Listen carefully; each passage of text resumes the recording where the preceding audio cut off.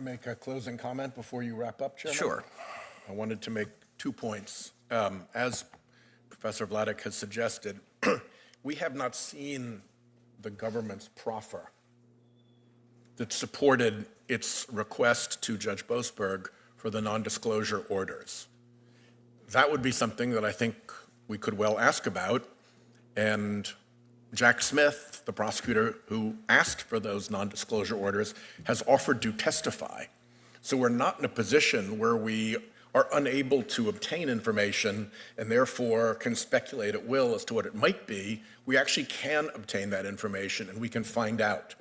From what he told the House committee, it very much looks like his concern in getting the non-disclosure order was not that there would be misconduct by the subjects of the order, the senators, but there was a pattern and practice of misconduct by Trump's election conspiracy to intimidate witnesses, to interfere with evidence, and to try to interfere with the investigation.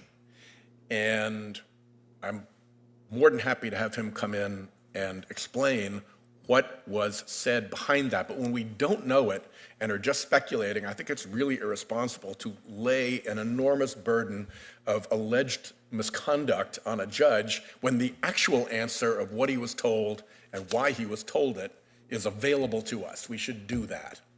The second point I want to make is that just recently, one of my colleagues read from a complaint against Judge Boasberg. And it's worth noting that that complaint was made by Attorney General Bondi.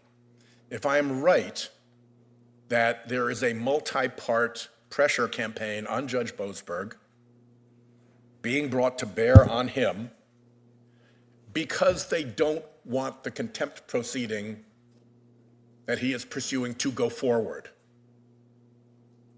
then a complaint that has been brought by the Attorney General, whose department is the subject of that contempt proceeding,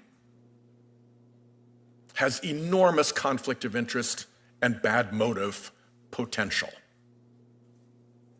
If it is designed to confect an allegation of misconduct against a judge in order to disable his ability to follow through on the contempt proceeding, that's a pretty wrongful motive in my view.